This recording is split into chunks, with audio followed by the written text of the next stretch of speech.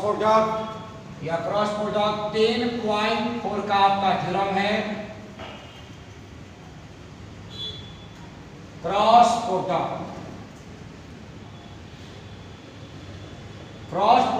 Is a vector quantity. Cross product जो है वह क्या आपका वेक्टर क्वांटिटी है, but dot product is a scalar quantity. ये पहले आपको आना चाहिए कि क्रॉस प्रोडक्ट जो होगा वह वेक्टर क्वांटिटी होगा और डॉट प्रोडक्ट जो होगा वह क्या होगा आपका स्केलर क्वांटिटी होगा।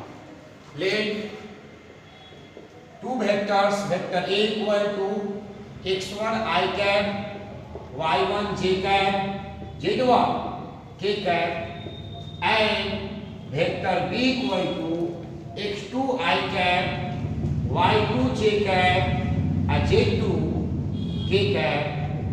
ये दो वेक्टर मेरे पास है। Are two vectors then A cross B, A cross B।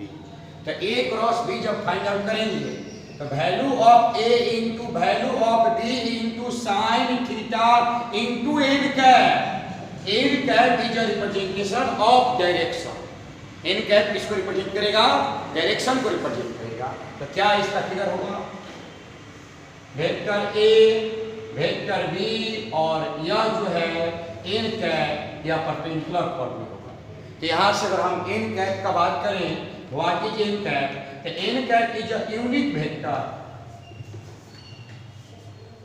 N cap is a unit vector. Unit vector का एक ही कंडीशन है कि अगर उसका मैग्नीट्यूड जो निकालोगे तो किसके इक्वल आएगा?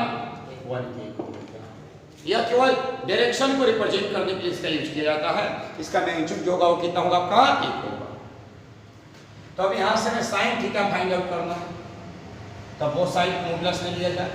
ए क्रॉस बी मॉडुलस, या वैल्यू ऑफ ए पहले से मॉडुलस में है, वैल्यू ऑफ बी पहले से मॉडुलस में है।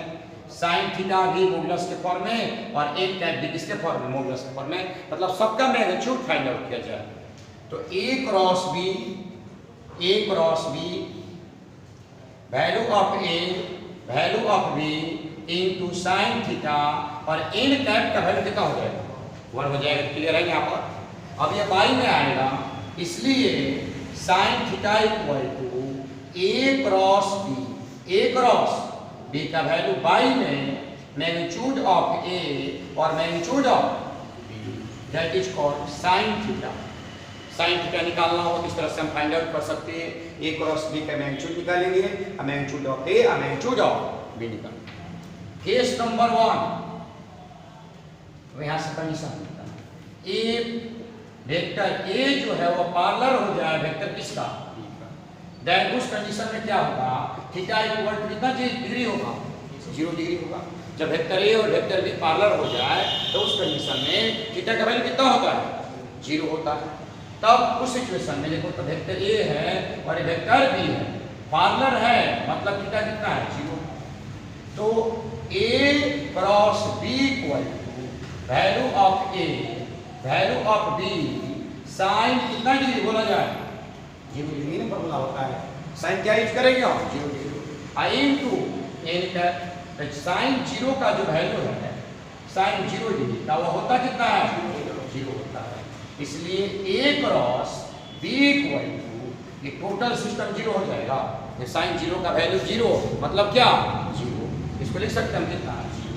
याद रखिएगा, अगर यह शो डेट करना होगा कि शो डेट या proof that vector A parallel to vector B, तो देन उस कंडीशन में आपको यह दिखाना होगा कि ए अक्रॉस बी जो है वो किसके इक्वल आना चाहिए? 0 के इक्वल। अगर ए क्रॉस बी आपका 0 के इक्वल आता है तो यहाँ से यह प्रूफ हो जाएगा कि वेक्टर ए और वेक्टर बी जो है वो पैरेलल टू ईच अदर है। हमने सिखाया था डॉट प्रोडक्ट में, A vector A dot B equal to 0। उस कंडीशन में यह प्रूफ होगा कि वेक्टर ए और vector B perpendicular to each other है। जब ए डॉट बी 0 निकालोगे तो वो परपेंडिकुलर टू ईच अदर होगा, और जब पैरेलल कंडीशन होगा तो A cross B equal to क्या होगा? आपका 0 होगा। यहाँ तो कोई डाउट? नोट किया जाए। तो अब सेकंड केस लिखा जाए, case number second, if vector A and vector B perpendicular to each other. Next case में अगर वेक्टर ए और वेक्टर बी क्या हो जाता है, परपेंडिकुलर फॉर्म हो जाता है, तो उस टाइम सिचुएशन क्या होगा, vector A and vector B perpendicular to each other, जो परपेंडिकुलर फॉर्म होता है। केस नंबर सेकंड ना, if vector A perpendicular to vector B then theta equal to कितना डिग्री, 90 डिग्री। इस सिचुएशन में A cross B equal to value of A value of D sine 90 into N cap. N cap की जो 1 unit vector है, sign 90 का value 1 होता है, तो क्या हो जाएगा आपका A cross B equal to magnitude of A and magnitude of A cross B equal to magnitude of A into magnitude of B होगा। यहां तक लिख पाइए।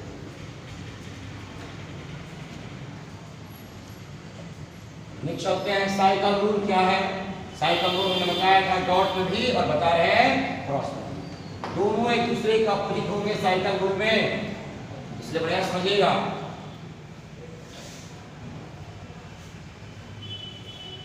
यह है एक्स एक्सिस यानी आई कैप या जे कैप और यह आई कैप जे कैप और के कैप, तीनों इस तरह से इस फॉर्मेट में है। ये मत कहिए सर सर्कल के फॉर्मेट नहीं, ऐसे इस फॉर्मेट में है ना, 90 डिग्री 90 डिग्री और कितना डिग्री, उसको ऐसे हमने दिखा रहा है इस तरह से 90 90, यही है सर्कल के फॉर्मेट को चेंज किया। तो आई कैप जे कैप और के कैप, ये एंगल कितना क्रिएट हो रहा है, ये भी 90 और भी कितना, तो पहला कंडीशन आई क्रॉस आई, तो कोई भी अपने आप पर जो वेक्टर होगा वो क्या होगा, पार्लर के फॉर्म में होगा ना, तो value of I into I cross I, value of I sine कितना degree 0 degree, I into N cap, तो साइन 0 का वैल्यू क्या होगा 0 होगा, पार्लर कंडीशन में टोटल 0 होगा। तो I cross I equal to क्या होगा, रखिएगा, so that I cross I J cross J K cross के इक्वल टू, मतलब यह है कि अगर गिवन वेक्टर सेम फॉर्म में हो तो डॉट प्रोडक्ट 1 होता है बट क्रॉस प्रोडक्ट कितना होता है 0। इसको तो याद रखिएगा, ऐसा क्वेश्चन आपका एग्जाम में पूछेंगे, सेम कंडीशन के फॉर्म में हो तो I dot I J dot J या के डॉट के का वैल्यू 1 होगा, लेकिन आई क्रॉस आई जे क्रॉस जे और के क्रॉस के का वैल्यू क्या होगा 0। नेक्स्ट कंडीशन,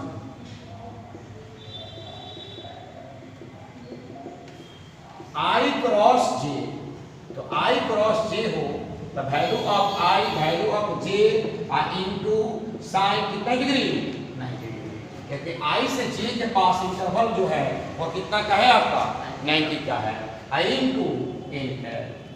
तो I cross J magnitude unit vector 1 magnitude unit vector 1 sin 90 का वैल्यू 1 एन इज 1, तो 1 इनटू 1 इनटू 1 1 ना होगा, तो आई क्रॉस जे का जो वैल्यू होगा वो कितना मेरे पास होगा 1 होगा। इस तरह से याद रखिएगा, आई क्रॉस जे क्रॉस के और के क्रॉस आई इक्वल टू 1।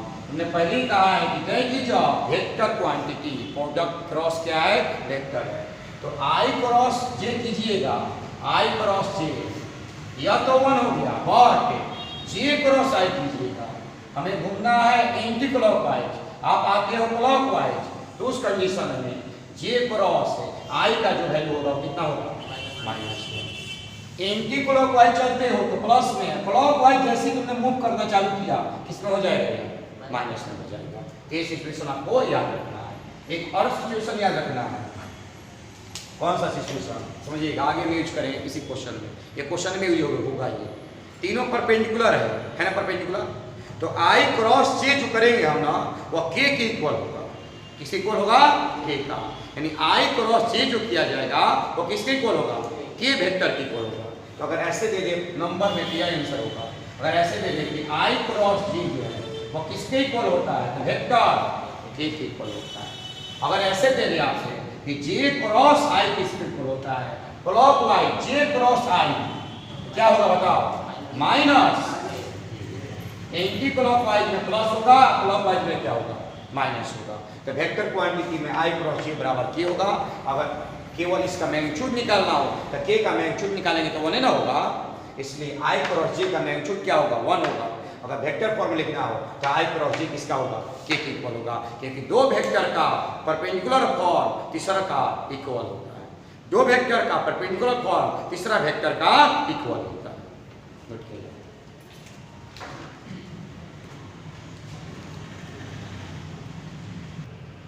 तो आगे देखा जाए, लास्ट टॉपिक है, नोट किया कीजिएगा। नोट नंबर 1 हो गया ना, थर्ड नंबर नोट किया। ट्रायंगल दिया गया होगा और उसका एरिया फाइंड आउट करना होगा। ट्रायंगल का साइड दिया गया होगा और क्या निकालना होगा? एरिया निकालना।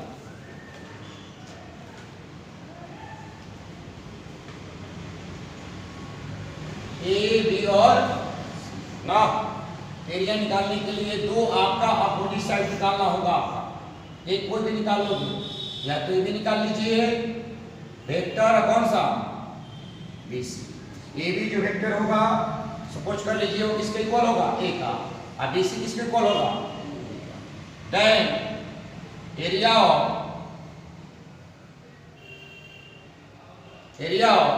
ए बी इक्वल टू 1/2 मॉडुलस में ए अक्रॉस।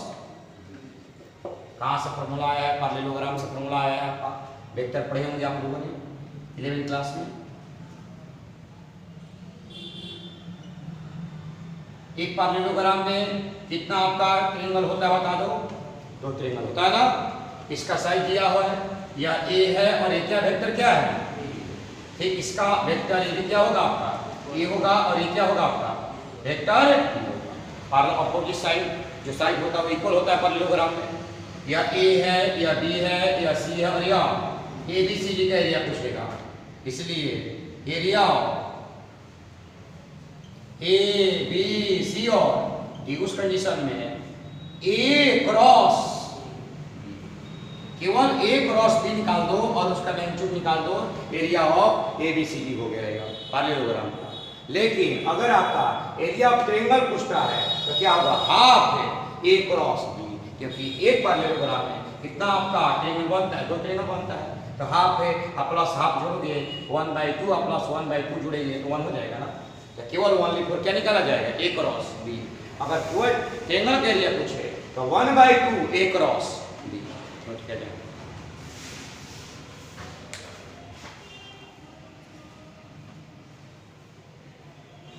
तो यहाँ पर आपका टोटल थ्योरी समाप्त हो जाता है।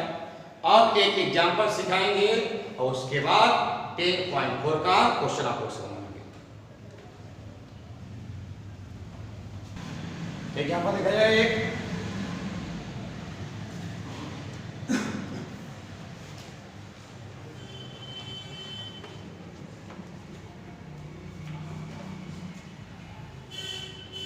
वेक्टर ए की वैल्यू है vector A equal to I के प्लस 2j का प्लस 3k का, and vector B equal to 2i के प्लस 4j के प्लस 6 है।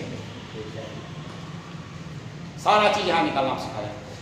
सबसे पहले मैग्नीट्यूड ऑफ ए निकालना सिखाते हैं। मैग्नीट्यूड ऑफ ए क्या होगा बोलो? x स्क्वायर y स्क्वायर 1 का होल स्क्वायर 2 का होल स्क्वायर प्लस 3 का होल स्क्वायर कितना हो जाएगा बोलो? 1 प्लस 4 प्लस 9 कितना हो जाएगा? Under root.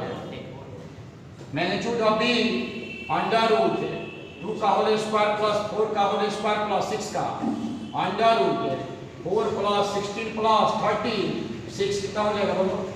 Under root 15। Magnitude of A और मैग्नीट्यूड ऑफ क्या तो कोई डाउट? अब हम सबसे बड़ा काम करने जा रहे हैं, ए क्रॉस बी फाइंड आउट करें।